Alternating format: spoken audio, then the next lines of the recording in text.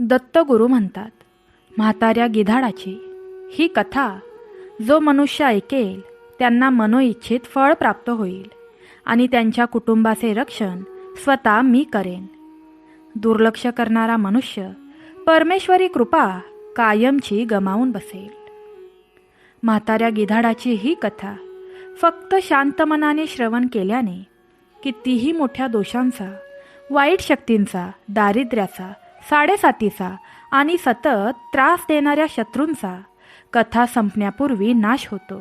त्यामुळे ही कथा शेवटपर्यंत ऐकत राहा आणि तुझ्या दुःखी भाग्यात होणारा चमत्कार तुझ्या समोर असेल. ही कथा तुझे मोठ्यातील मोठे पाप नष्ट करेल आणि या चालू क्षणापासून तुझ्या घरी माता लक्ष्मी सुखसमृद्धीचा आणि धनाचा वर्षाव करायला चालू करेल.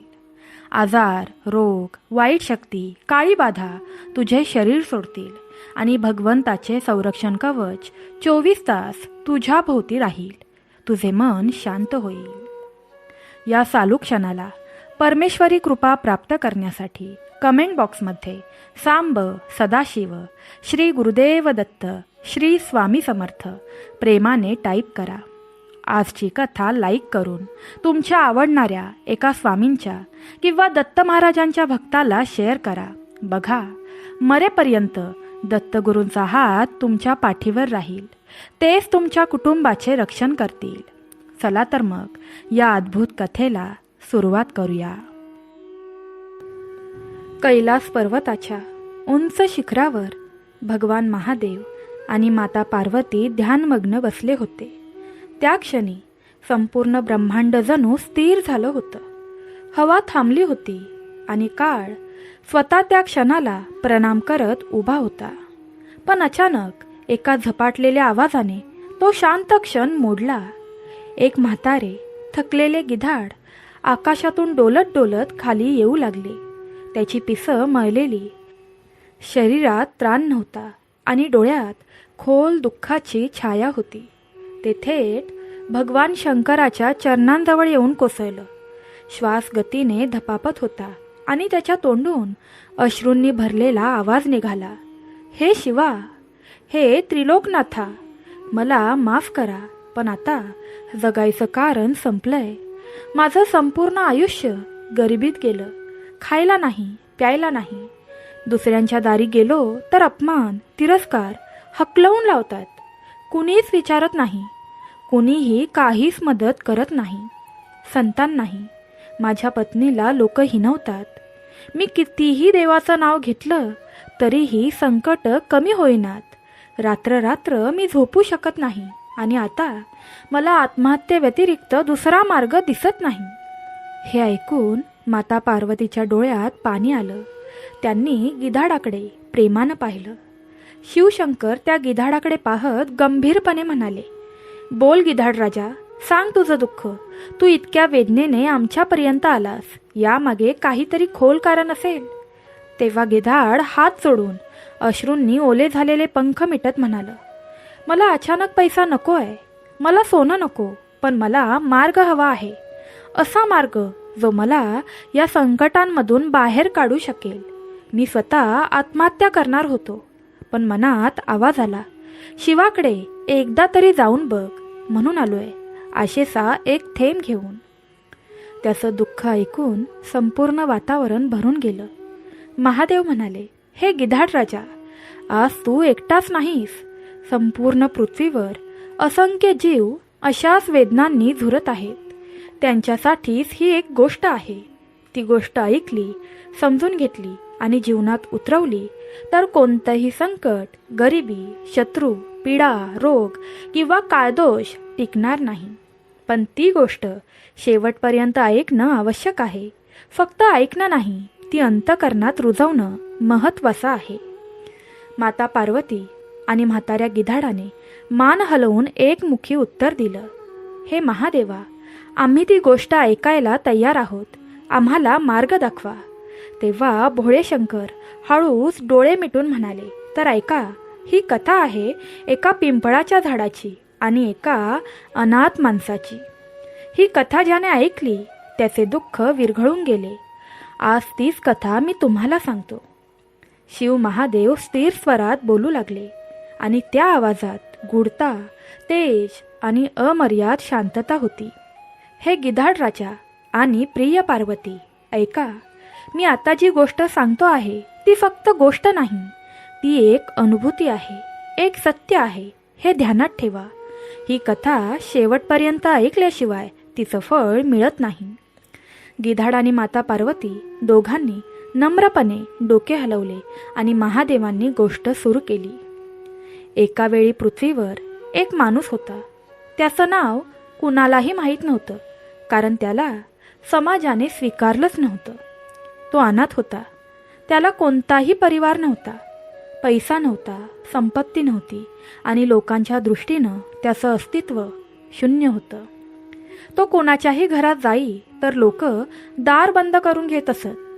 तो रस्त्यावरून जाई तर लोक थुंकत असत. म्हणून तो गेल्या कित्येक वर्षापासून एका पिंपळाच्या झाडाखाली बसून फक्त देवाचं नामस्मरण करत होता.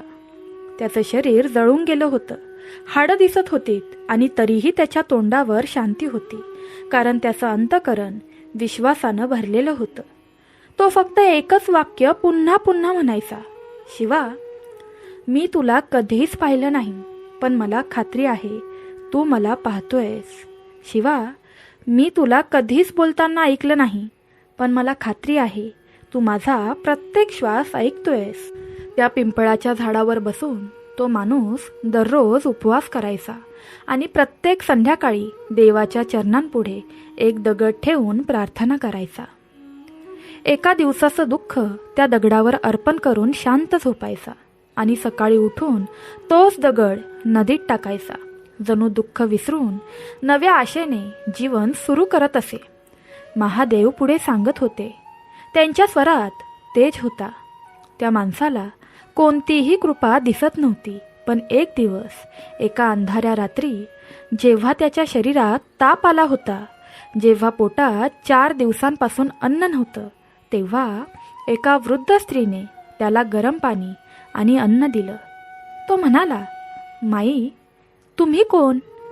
ती म्हणाली, माझं कोणतंही नाव नाही, पण शिव मला स्वप्नात आले आणि त्यांनी सांगितलं की त्या पिंपळाखाली बसलेल्या माणसाचं सेवाभाग्य तुला मिळणार आहे.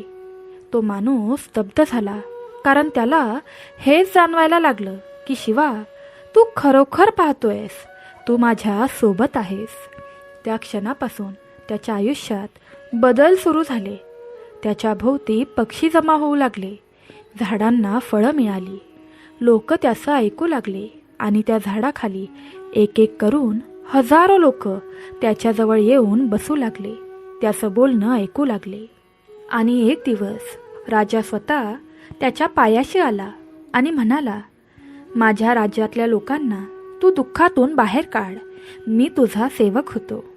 शिव त्या क्षणी थांबले आणि गिधाडाकडे पाहत म्हणाले, हे गिधाड राजा, लक्षात ठेव, देवाची कृपा चमत्कारासारखी पडत नाही, ती हळूहळू खोलवर आपलं जीवन बदलते.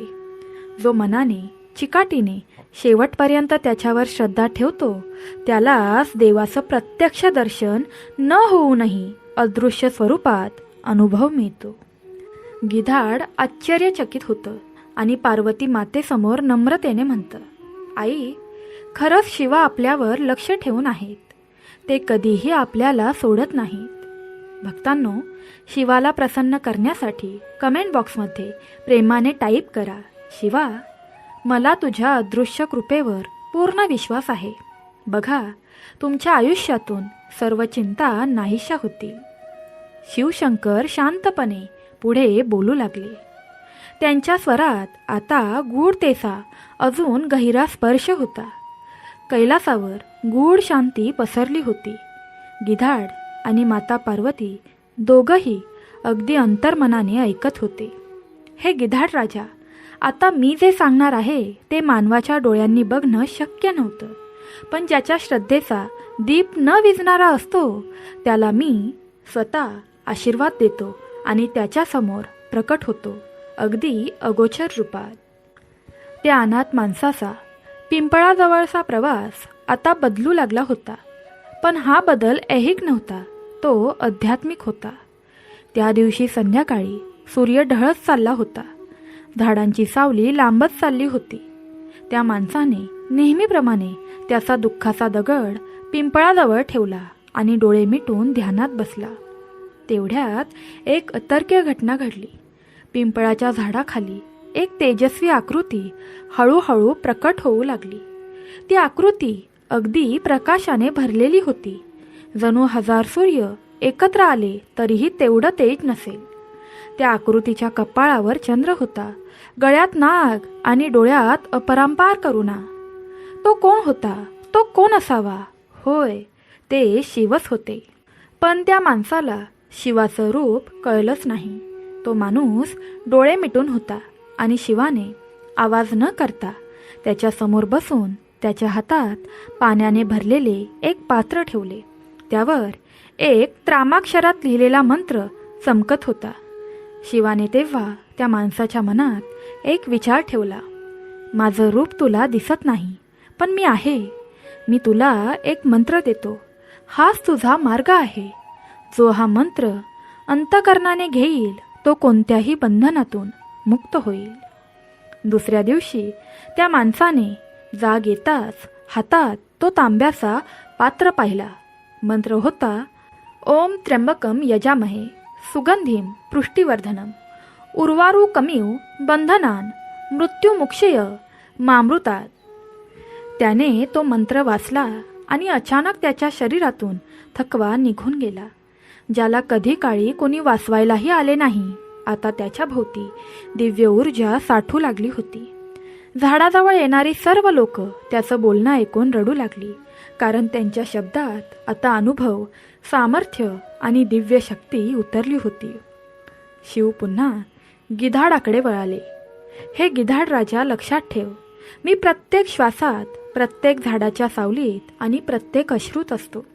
मी प्रत्यक्ष येत नाही, पण माझं अस्तित्व तिथे असतंच जिथे श्रद्धा विझत नाही.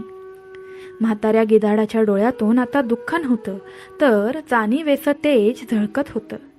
माता पार्वती म्हणाल्या, प्रभू, हा मंत्र तर अमृता समान आहे. याला ऐकणाऱ्याचा जीव बदलल्याशिवाय राहणार नाही. भक्तांनो, जर तुमच्या जीवनात अडथळे, चिंता, रोग, दारिद्र्य, संततीची अडचण किंवा कोणीही न ऐकणं हे सर्व काही असेल, तर शिवाने सांगितलेल्या या मंत्रावर पूर्ण विश्वास ठेवा आणि कमेंट बॉक्समध्ये लिहा, ओम नमः शिवाय. मला तुझ्या अदृश्य कृपेवर विश्वास आहे महादेवा. हे लिहिल्यावर स्वतःला सामर्थ्यवान, समर्थ आणि भगवंताच्या कवचात झाकलेलं जाणवेल, कारण ही गोष्ट तुम्हालाही त्या गिधाडासारखं खूप उंचीवर नेईल. गिधाड नतमस्तक होऊन भगवान शिवाच्या चरणांमध्ये वाकून बसलं. डोळ्यातून वाहणारे अश्रू आता वेदनेचे नव्हते, ते होते कृतज्ञतेचे. गिधाड म्हणालं, हे महादेवा, हे त्रिनेत्रधारी, ही कथा ऐकताना माझं काळीज सैरबहीर झालं. मला वाटलं नव्हतं की माझ्यासारख्या एका तुच्छ प्राण्याकरिता तू असा अमूल्य अनुभव उलगडशील. मी आता माझं दुःख सोडून नव्याने जन्म घेतल्यासारखा वाटतोय. महादेव गंभीर होत म्हणाले, हे गिधाड राजा, अजून गोष्ट संपलेली नाही, कारण ती कथा जिचा तू विचारही केला नसशील, तिचं खरं सामर्थ्य आता तुला समजेल. मला अजून खूप काही सांगायचं आहे. माता पार्वती आणि गिधाड एका सुरात म्हणाले, हो प्रभू, आम्ही सज्ज आहोत. ही कथा आम्ही शेवटपर्यंत ऐकू, कारण ही केवळ गोष्ट नाही, ही जीवन बदलवणारी दीक्षा आहे. शिव हसले आणि म्हणाले, त्या झाडाखाली बसलेल्या त्या अनाथ माणसाला सर्व जग विसरलं होतं, पण त्याने मला विसरलं नव्हतं. त्याच्या मनात तिरस्कार नव्हता, राग नव्हता, फक्त श्रद्धा होती. आणि म्हणूनच मी त्याच्या भोवती माझं अरण्य विणलं. तिथे पक्षी आले, प्राणी आले, भक्त आले. त्याच्या शब्दात इतकं तेज आलं की राजेही त्याचं ऐकू लागले, पण त्याला अभिमान आला नाही.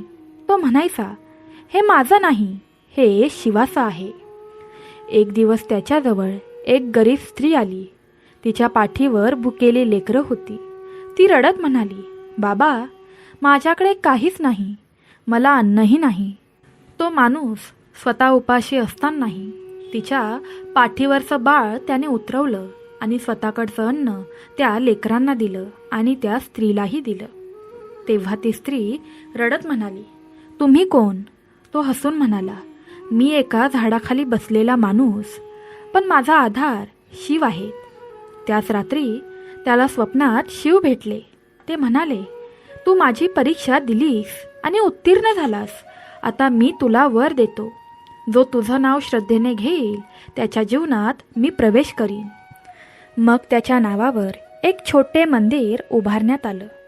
शेकडो लोक तिथे जाऊन एकच मंत्र बोलू लागले, ओम नमः शिवाय, सांब, सदाशिव. आणि आश्चर्य म्हणजे अनेकांचं आयुष्य बदलू लागलं. कुणाचे रोग बरे झाले, कुणाची तुटलेली नाती पुन्हा जुळू लागली, कुणाला संतान प्राप्ती झाली. आणि लोक म्हणू लागले, तो झाडाखाली बसलेला माणूस माणूस नव्हता, तर तो साक्षात शिवांचं रूप होता. शिव म्हणाले, हे गिधाड राजा, ही कथा सांगण्यामागचं कारण एकच. तुला हे समजावणं की मी दिसत नाही याचा अर्थ मी अस्तित्वात नाही असा होत नाही. मी अनेक रूपात आहे. अगदी एखाद्या लहान बाळाच्या अश्रूत सुद्धा मी दिसू शकतो. पण मी तिथे प्रकट होतो जिथे श्रद्धा थकली जात नाही. गिधाड तेव्हा म्हणालं, हे महादेवा, माझ्या अश्रूंमध्ये आता वेदना नाही तर आशा आहे. तुझी गोष्ट माझं आयुष्य बदलत आहे. आता मी परत जातो, पण आता मी कुणालाही दोष देणार नाही. मी पुन्हा उडेन, पण यावेळेस माझ्या पंखांमध्ये तुझं नाव, तुझा मंत्र आणि तुझी कृपा असेल. माता पार्वती गिधाडाकडे पाहून स्मित हसल्या. त्यांच्या डोळ्यातून प्रेम ओघळत होतं. त्या म्हणाल्या, जा गिधाड बाळा, आता तू दरिद्री राहिला नाहीस. तू तर शिवाचे अनुभवलेले वचन बनला आहेस.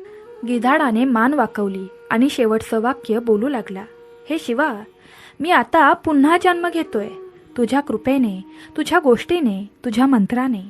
त्या रात्रीनंतर म्हाताऱ्या गिधाडाच्या आयुष्यात काहीतरी बदललं होतं. शरीर थकलं असलं तरी मनात एक नवीन तेज आलं होतं. गिधाड आता पुन्हा डोंगराच्या दिशेने उडू लागलं. पण ती उडान आता वेदनेतून नव्हती तर विश्वासातून होती. ते गेल्या अनेक वर्षापासून जिथं राहत होतं त्या दगडाळ भागात परत आलं. पण या वेळेस त्याच्या पंखात शिवाच्या कृपेची जाणीव होती. एका संध्याकाळी जेव्हा अंधार दाटून आला होता तेव्हा एका दगडावर गिधाड डोळे मिटून बसलं होतं आणि ते हळूच म्हणालं, ओम नमः शिवाय. तू दिसत नाहीस पण मला जाणवत आहेस. त्याच क्षणी आजूबाजूच्या जंगलात एक दिव्य सुवास दरवळला. गिधाडाच्या डोळ्यांपुढे तेजस्वी प्रकाश उमटू लागला. त्या प्रकाशात त्याला अचानक आपल्या आयुष्यातील सर्व दुःख, त्रास, अपमान, उपेक्षा यांचं सारं चित्र दिसू लागलं आणि त्या सर्वांवर एकच छाया पसरली, भगवान शिवाची कृपा. गिधाडाच्या अंगावरचा त्रास निघून जाऊ लागला. त्याचा आवाज आता खणखणीत झाला. डोळ्यात दृढ विश्वास उतरला. तो तरुण दिसू लागला. दुसऱ्याच दिवशी ज्या जंगलात कुणीही गिधाडाच्या पाठीशी नव्हतं तेथे एक गरीब कुटुंब हरवून आलं. त्यांच्या हातात काहीच नव्हतं. भुकेने व्याकुळ झालेली मुलं आणि अश्रूंनी भरलेली त्यांची आई. तेव्हा त्या म्हाताऱ्या गिधाडाने आकाशात उडत जवळच्या एका डोंगराजवळ गेलेली फळांची गुहा दाखवली. तिथं इतकी फळं होती की त्या कुटुंबाचा आठवडाभर अन्नाचा प्रश्न सुटला. मग हळूहळू आसपासच्या लोकांमध्ये चर्चा सुरू झाली. तिथं एक गिधाड आहे जे रक्षकासारखं वागतंय. जी लोक संकटात असतात त्यांना ते गिधाड दिशा दाखवतंय. काही महिन्यातच तिथं अनेक गरजू जीव येऊ लागले. त्यांच्यासाठी तो गिधाड म्हणजे आशेचा संदेश झाला. कोणाचं पोर हरवतं, कोणाचं शत्रू चाल करतं, कोण आजारी पडतो, सर्वांना एकच वाट दाखवली जायची, त्या गिधाडाकडे जा जे तुझं मार्गदर्शन करेल. शिव कैलासावरून हे सारं पाहत होते. माता पार्वती हसून म्हणाल्या, प्रभू, गिधाडाला तुम्ही संजीवनी दिलीत. तेव्हा शिव म्हणाले, मी त्याला काहीही दिलं नाही. त्याने स्वतःला ओळखलं.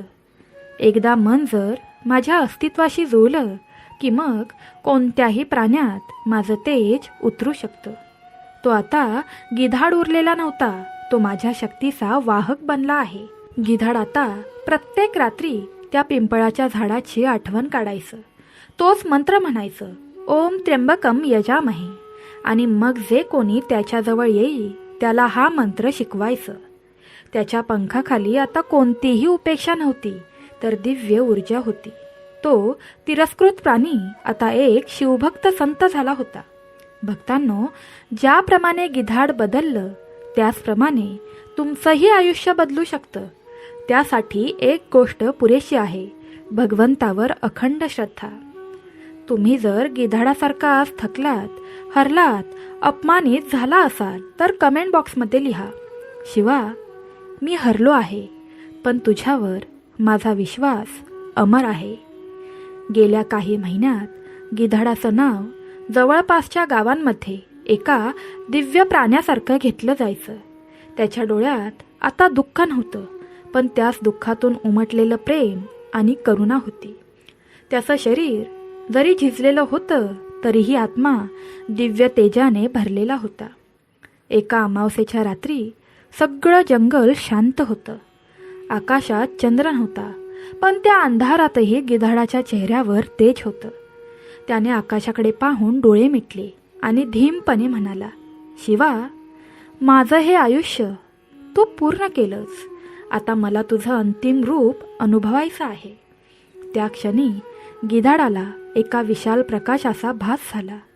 त्याच्या आजूबाजूला काळोख असूनही त्याला वाटलं की तो प्रकाशात आंघोळ करतोय. त्या प्रकाशातून एक अतिशय मंद पण गूढ आवाज उमटला, मी आहे, मी तुझ्यातच आहे. गिधाडाच्या डोळ्यातून पाणी आलं. तो त्या झाडाखाली विसावला जिथं त्याने पहिल्यांदा भगवान शंकराला आठवलं होतं. तो म्हणाला, माझं आयुष्य जगणं इतकं सुंदर असेल याची मी कल्पनाही केली नव्हती. आज मला समजलंय की भगवंत नसेलही दिसत, पण तो आपल्याला सोडत नाही. त्याचा हात सतत आपल्यावर असतो. त्याच्या कृपेनेच दारिद्र्य संपतं, दुःख विरतं आणि माणूस देवतेच्या मार्गावर चालतो. त्या रात्री त्याच्या झोपेत गूढ दर्शन झालं. स्वप्नात त्याला भगवान शिवाचे चरण दिसले.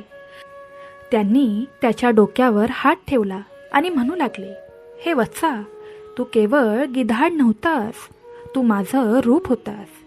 तुझं आयुष्य माझ्या भक्तांसाठी एक प्रेरणा बनेल. आता विश्रांती घे, पण तुझ्या कथा पृथ्वीवर गुंजत राहतील. त्या रात्री गिधाडाचं शरीर शांत झोपेत समोरच्या पिंपळाखाली विसावलं. सकाळी जेव्हा लोक आली तेव्हा त्याच्या चेहऱ्यावर स्मित हास्य होतं. ते पाहून एका वृद्धाने नम्रपणे त्याच्यासमोर नमस्कार करून पुटपुटलं, हे दिव्य आत्मा, तुझ्या चरणांमध्ये आमचं जीवन सुखी हो. मग तेथील लोकांनी त्या झाडाजवळ एक लहानशी शिवशक्ती स्थळ तयार केली, जिथं आता रोज भगवंतांचं नामस्मरण होत आणि जे कोणी तिथं जात त्याचं दुःख हलकं होत असे. गिधाडाचं नाव कुठेही कोरलं गेलं नव्हतं, पण त्याची कथा प्रत्येकाच्या मनात कोरली गेली होती. भक्तांनो, हा संदेश लक्षात ठेवा.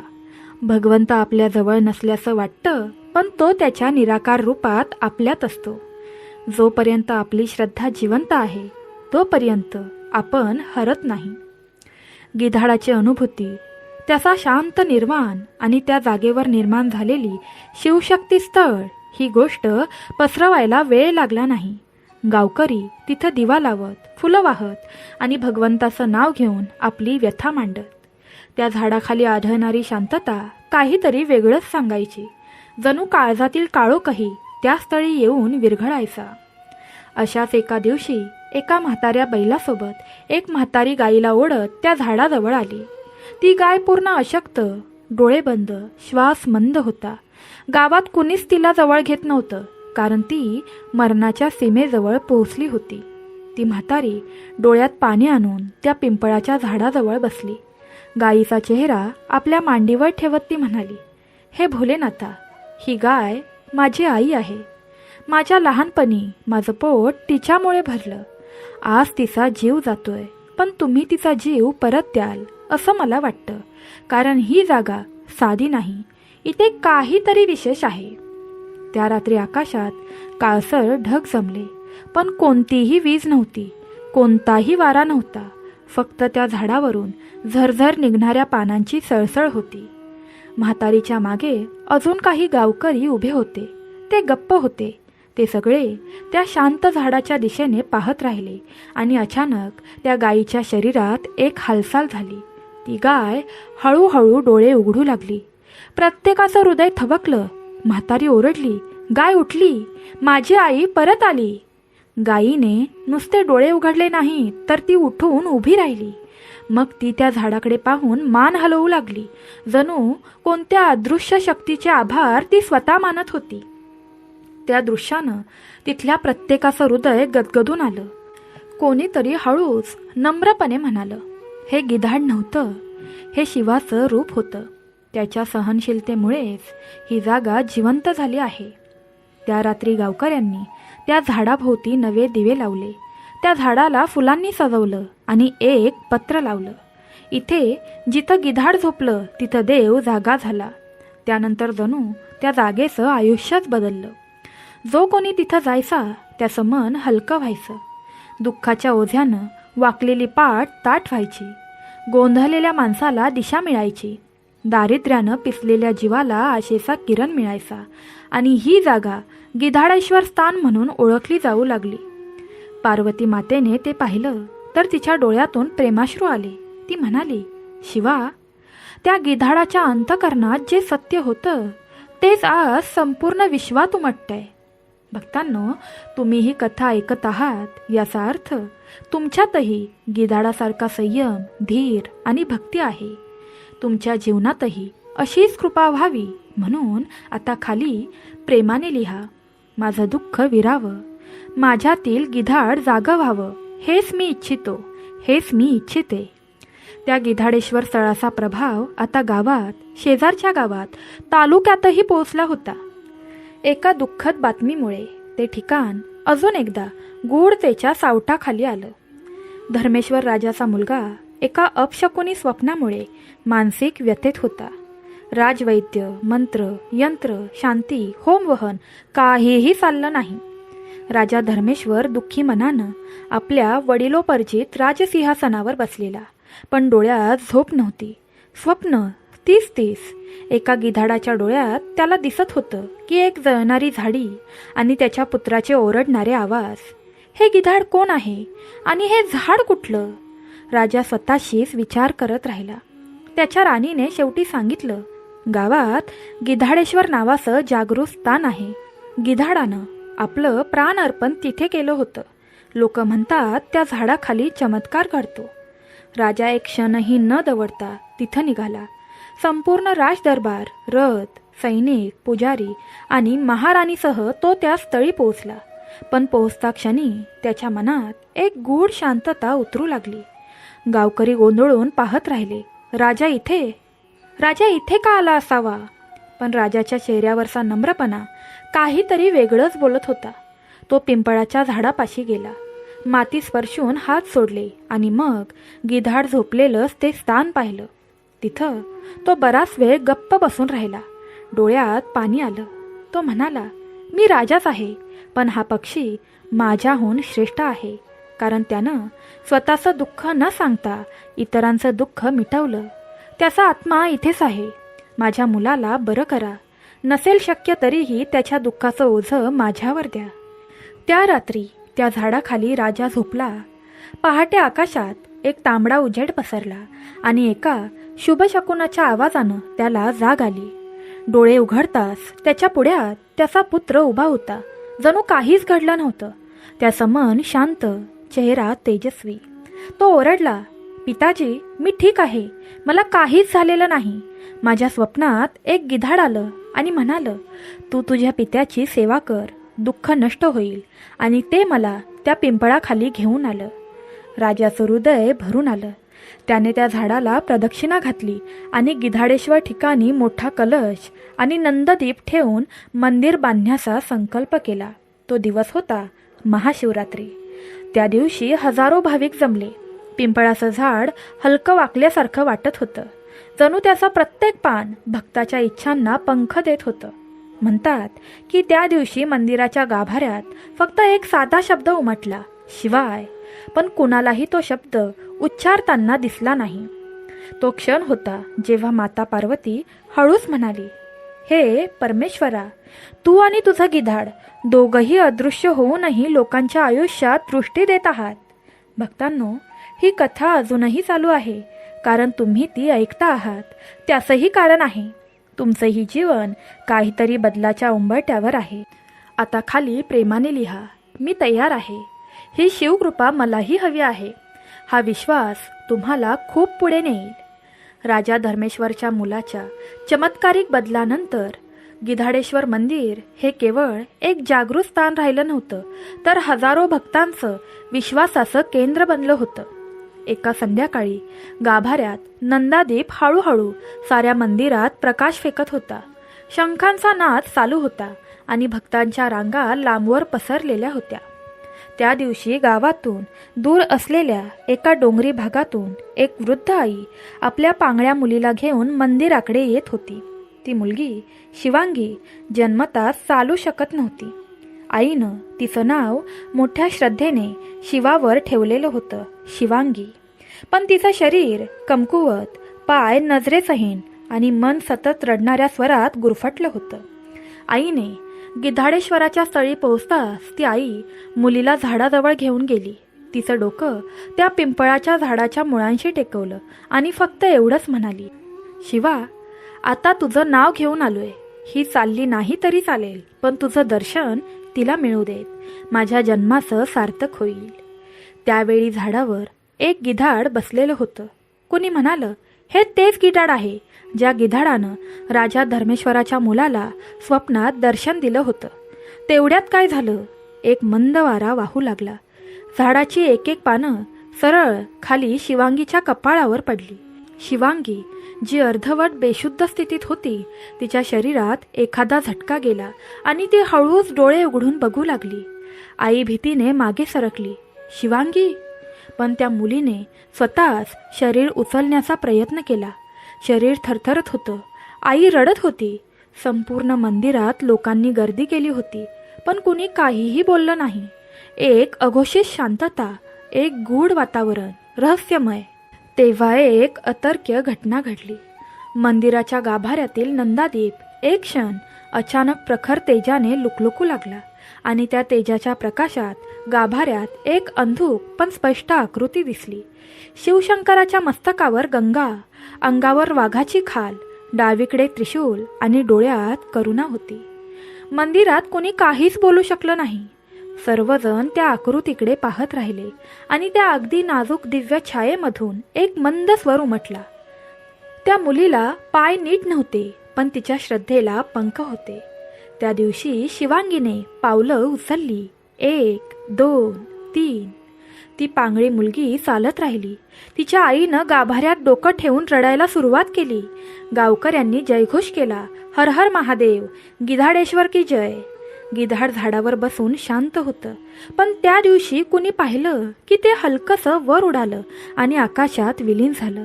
शिवांगीच्या डोळ्यात पाणी आलं, पण चेहऱ्यावर देवाच्या दर्शनाचं तेज होतं.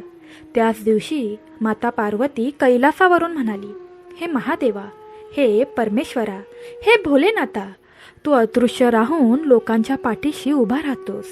तुझ्या गिधाडाचं तेज आता प्रत्येक झाडाच्या पानात आहे. गिधाडेश्वर मंदिरातील चमत्कारी घटनांमुळे अनेक गावांमधून भक्त येऊ लागले. कुणी संकटातून बाहेर पडण्यासाठी, कुणी रोगमुक्तीसाठी, तर कुणी शांतता अनुभवण्यासाठी. त्या रात्री अमावस्येचं गूढ वातावरण होतं. आकाशात एकही चंद्रकिरण नव्हता. सगळीकडे काळोख, पण मंदिरात नंदादीप तेजत होता. असा दीप जो केवळ तेलाने नव्हे तर श्रद्धेने उजळलेला होता. तेव्हा एका कोपऱ्यातून एक म्हातारा, वय अंदाजे 70, आपली काठी टपटप वाजवत मंदिराच्या दिशेने येत होता. त्याला कुणीही सोबती नव्हतं. डोळे पूर्ण अंध होते, पण चेहरा शांत होता. लोकांनी त्याला विचारलं, बाबा, तुम्ही एकटे का आलात? आम्ही काही मदत करू का? त्यावर तो केवळ इतकंच म्हणाला, माझा मार्ग कुणीतरी दाखवतोय, कोणीतरी माझ्या मनाशी चालतोय, कोणीतरी आहे. मंदिराजवळ एकच गिधाड झाडावर शांतपणे अगदी स्तब्ध रूपात बसलं होतं. बाबा गाभाऱ्यात पोचले आणि त्यांनी हाताने शिवलिंग शोधत त्या थंडगार दगडाला स्पर्श केला. त्या स्पर्शात त्यांच्या कापणाऱ्या हातात एक विलक्षण शांती आली. शिवा, आता या डोळ्यांना दिसत नाही, पण या अंतरात मी तुला बघतोय. माझ्या जीवनात खूप अंधार आहे, पण तू आहेस म्हणून मी चालतोय. मग बाबा शांतपणे बसून राहिले आणि रामरक्षा म्हणू लागले. ते म्हणत असताना मंदिरातील दीपक अचानक थरथरला आणि पुन्हा एकदा दिव्य तेज झळकलं. मग त्या अंध माणसाच्या समोर शिवलिंगावरून एक नाजूक पण प्रखर पांढरं प्रकाश ज्योत निघालं आणि त्या माणसाच्या कपाळावर येऊन पडलं. काही सेकंदात त्या अंध माणसानं स्वतःचे डोळे हलकेसे उघडले आणि जेव्हा त्यानं गाभाऱ्यात पाहिलं तेव्हा त्याला दिसलं एक विशाल त्रिशूल, त्यावर नाग गुंडाळलेला, समोर बसलेलं गिधाड आणि त्याच्या पाठीमागे एक तेजस्वी आकृती, तीच महादेवाची. बाबांच्या डोळ्यातून आता आनंद अश्रू वाहू लागले. ते म्हणू लागले, हे शिवा, मला दृष्टी नको, पण तुझं अस्तित्व माझ्या हृदयात असंच राहू देत. ते क्षण अंध व्यक्तीच्या जीवनातील सर्वात तेजस्वी क्षण ठरले. त्याला शारीरिक दृष्टी पुन्हा मिळाली की नाही हे कुणालाच ठाऊक नाही, पण त्याच्या मनदृष्टीने त्याने अनुभवलेला शिव तिथं त्या गाभाऱ्यात होता. तो अनुभव घेऊन तो गिधाडाच्या झाडाखाली शांतपणे झोपला आणि सकाळी लवकर उठल्यावर म्हणाला, काल रात्री कुणीतरी माझ्या डोक्यावर हात ठेवला.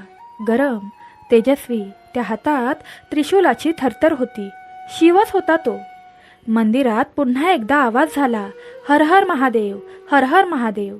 त्या झाडावर बसलेलं गिधाड एका पंखानं झाड हलवत होतं, जणू तो अंध माणसाचा साक्षीदार होता.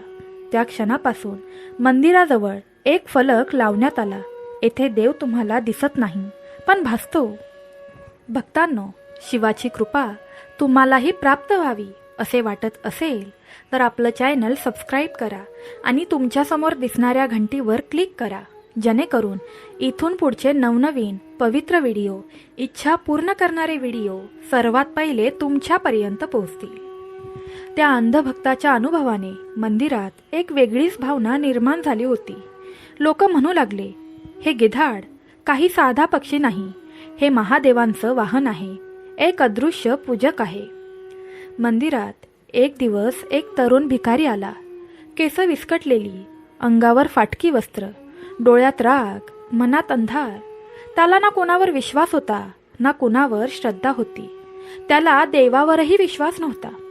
तो गाभाऱ्यात येऊन थेट म्हणाला, महादेव, जर तू खरंच आहेस तर दाखव स्वतःला, नाहीतर तुझ्या मूर्तीच्या समोर बसून मी उपाशी मरून जाईन. गावकरी घाबरले. काहींनी त्याला समजावण्याचा प्रयत्न केला, पण तो हलला नाही. तो मंदिरात बसला. रात्र झाली. शिवाच्या नंददीपाचा प्रकाश मंद होऊ लागला. त्या रात्री गिधाड मात्र नेहमीसारखं झाडावर नव्हतं. ते गाभाऱ्यात जवळजवळ थेट शिवलिंगाजवळ बसलेलं होतं. आणि आश्चर्य म्हणजे त्या तरुणाने त्याच्याकडे पाहिलं आणि त्याला काहीतरी वेगळं वाटलं.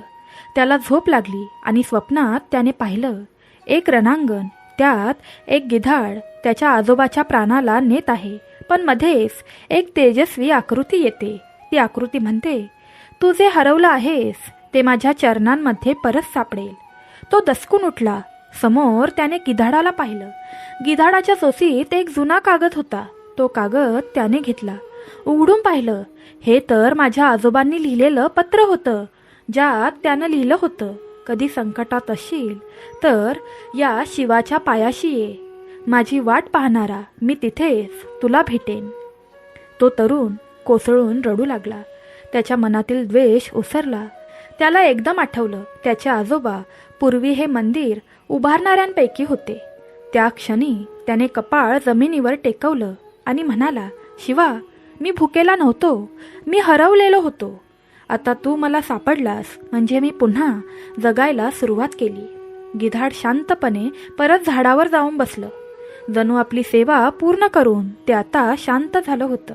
भक्तांनो, त्या क्षणी, त्यावेळी, त्या काळी गिधाड हा केवळ पक्षी नव्हता, तो एक साक्षी होता शिवाच्या आदेशावर चालणारा अदृश्य सेवक.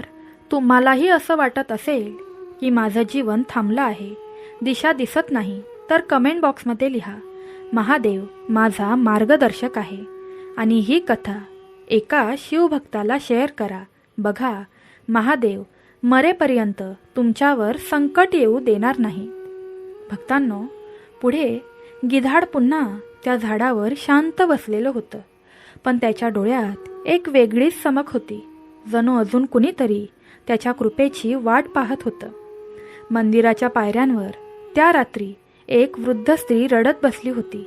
तिचे डोळे सुजलेले, चेहरा काळवंडलेला. हातात एक तुटकी रुद्राक्ष माळ होती. तिला कुणीतरी विचारलं, माई, तुम्ही एवढ्या रात्री इथे एकट्या का? ती थरथरत म्हणाली, माझ्या घरात ना अन्न ना पैसा. 4 दिवस झाले माझा नातू आजारी आहे. सगळे दरवाजे बंद झाले. कुणी मदत करायला तयार नाही. आता फक्त महादेवालाच मागते की किमान त्याला वेदनेतून सोडव. लोकांनी डोळे पुसले, पण तिच्या मुखातून कोणताही आक्रोश निघत नव्हता. फक्त एकसंध नामस्मरण, ओम नमः शिवाय, ओम नमः शिवाय. तेवढ्यात गिधाड खाली उतरून तिच्याजवळ आलं. त्याच्या सोसीत एक लहानसं रुद्राक्ष माळ होती. जणू ते तिला अर्पण करत होतं. ती वृद्ध स्त्री थक्क झाली. तिने ती माळ घेतली आणि महादेवाच्या चरणी ठेवून म्हणाली, देवा, मला काही नको, फक्त माझ्या नातवाचं दुःख कमी कर. माझी चिंता तू घे. त्या रात्री तिच्या झोपेत महादेव स्वप्नात आले आणि म्हणाले, चिंता तुझी नव्हे, ती माझी आहे. तू फक्त नाव घे, शांती येईल. सकाळी मंदिरात एक युवक आला. त्याने वृद्ध माईला पाहिलं आणि म्हणाला, माई, मी त्या वैद्याकडून आलोय. तिथं एक लहान मुलगा अर्धवट शुद्धीत होता, पण अचानक पहाटेच बरा होऊ लागला. वैद्य म्हणतायत कुठली तरी चमत्कारी शक्ती त्याच्या शरीरात उतरवली जात होती. ती माई गहिवरली, डोळे भरून आले. तिने फक्त महादेवाच्या मूर्तीकडे पाहिलं आणि म्हणाली, तू खरंच ऐकतोस रे शंभू? गिधाड अजूनही तिच्या मागे सावलीसारखं उभं होतं. जणू त्या स्त्रीच्या मनातील काळजी घेऊन महादेवाकडे पोचवणारा तो दूत होता. हे ऐकणाऱ्या भक्तांनो, चिंता माणसाला खूप काही सहन करायला लावते, पण जो त्याच्या चिंतेचं ओझं महादेवावर टाकतो त्याचं मन चंद्रासारखं शांत होतं. भगवंताला काहीच नको आहे, ना सोनं ना पैसा. फक्त प्रेमानं घेतलेलं ओम नमः शिवाय हे नाव पुरेसं आहे. भक्तांनो, ते गिधाड अजूनही त्या वृद्ध माईजवळ सावध उभं होतं, जणू तिचा रक्षक म्हणून. पण यावेळी त्याचं लक्ष काही वेगळंच होतं. गिधाडाच्या मनात पुन्हा एक वेदना उसळली.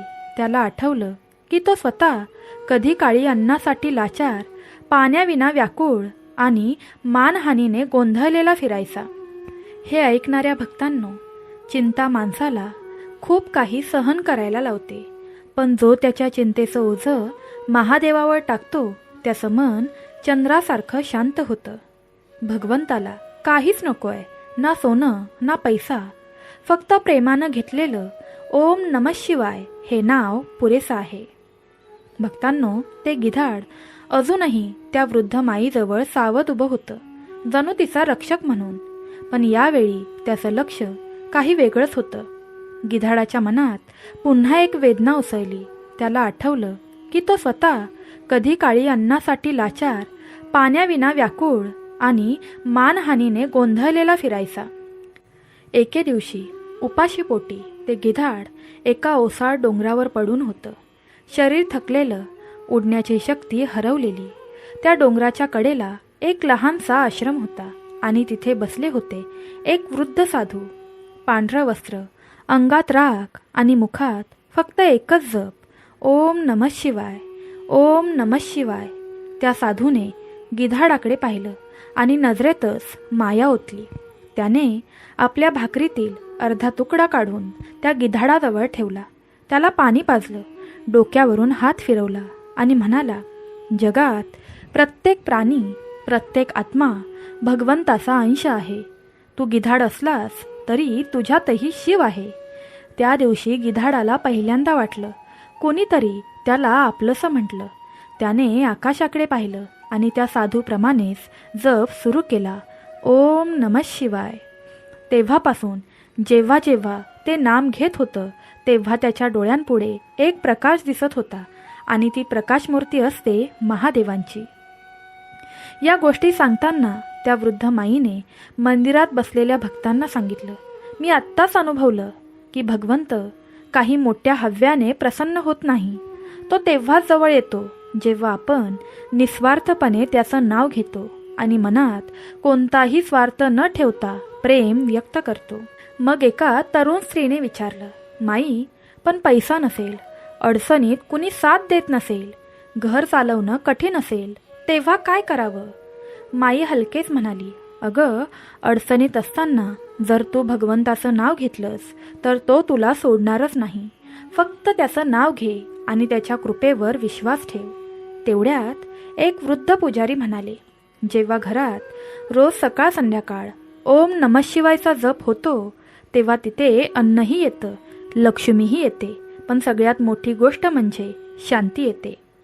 त्या रात्री मंदिरात घंटानाद सुरू होता. भक्त रात्रभर जागे होते. प्रत्येकाच्या ओठांवर एकच मंत्र, ओम नमः शिवाय. आणि मंदिराच्या बाहेर झाडांवर शांत बसलेलं ते गिधाड समाधीमध्ये, त्याच्याही श्वासात आता मंत्र जप होता. त्याला वाटत होतं, मी कुणीही नाही, पण तरीसुद्धा भगवंताच्या मनात जागा आहे माझी. भक्तांनो, जो भगवंताचं प्रेम घेतो तो त्याच्या जवळ येतो. नामस्मरण हेच आपल्या आत्म्याचं अन्न आहे. भक्तांनो, एक दिवस असा प्रसंग घडला की त्या रात्री गिधाड झाडावर नव्हतं. ते मंदिराच्या गाभाऱ्यात नकाशाच्या दिशेला तोंड करून बसलं होतं. जणू त्याचं मन फार गंभीर होतं, जणू शेवटचं काहीतरी त्याला सांगायचं होतं. त्या रात्री तिथे पुन्हा एक आजारी वृद्ध आला. डोळ्यांना कमी दिसायचं, पायात त्राण नव्हता, पण त्याचं हृदय मात्र महादेवावर श्रद्धेने ओतप्रोत भरलेलं होतं. तो थकलेला वृद्ध म्हणाला, हे गिधाड, तू खरोखरच जिवंत आहेस ना? जर तुझ्या पंखाखाली महादेवाची कृपा असते तर मी आज अखेरच्या श्वासासाठी ती कृपा मागतो. गिधाड काहीच म्हणालं नाही, पण त्या वृद्धाच्या समोर जाऊन त्याने एक छोटीशी कातडीची पिशवी ठेवली. वृद्धाने ते उघडून पाहिली.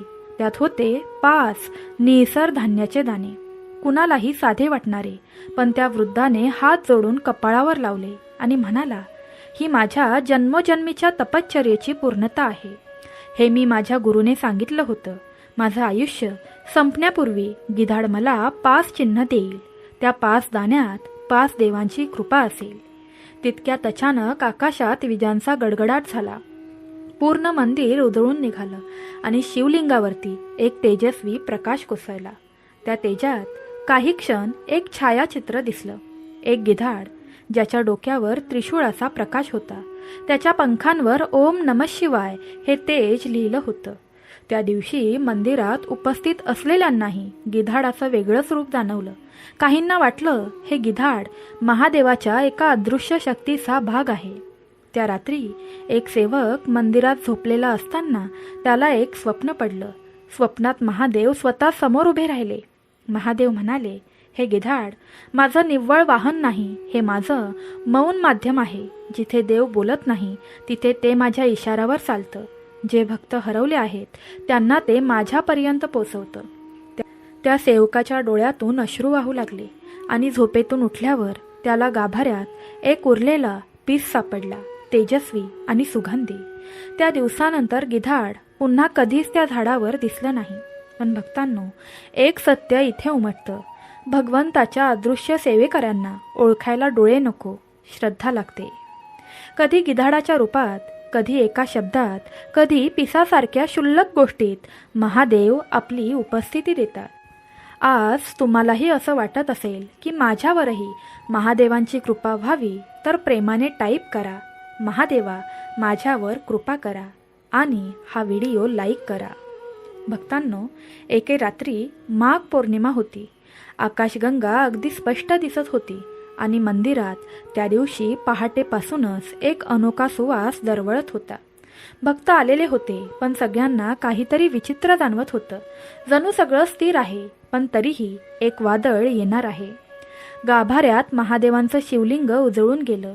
त्याच प्रकाशात अचानक एक तेजस्वी छाया प्रकट झाली. ते गिधाड परत आलं होतं, पण हे आधीचं गिधाड नव्हतं. त्याचं शरीर आता आभाळासारखं विस्तृत, पंखावर शंकरांचं त्रिनेत्र आणि डोक्यावर मुकुट होता. त्याच्या नजरेत शांती होती, पण त्या शांतीमागे अनंत विश्वांची जाणीव होती.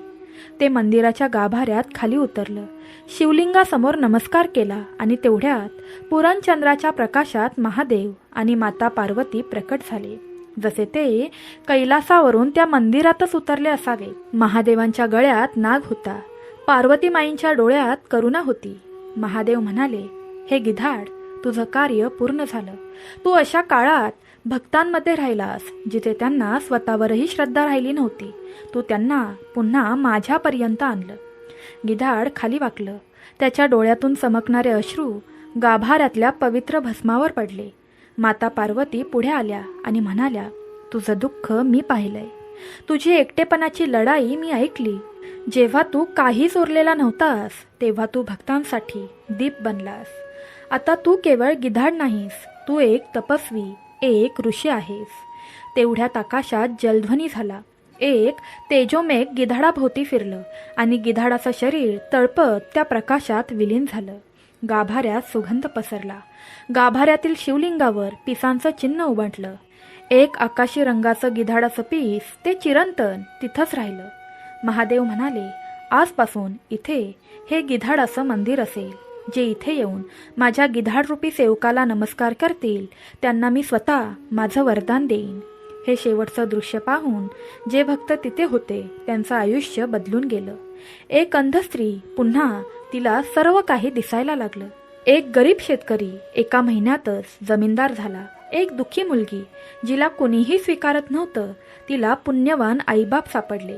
या सर्व गोष्टी फक्त चमत्कार नव्हत्या, त्या गिधाडाच्या त्यागाचं फळ होतं. तर भक्तांनो, आजची ही गिधाडाची आणि भगवान शिवा आणि माई पार्वतीची कथा इथेच संपत आहे. मला आशा आहे की तुम्हाला ही कथा आवडली असेल. मी प्रार्थना करते, हे महादेवा, हे परमेश्वरा, हे पार्वती माई, ही कथा ऐकणाऱ्या प्रत्येक व्यक्तीचं भाग्य तुम्ही बदलून टाका.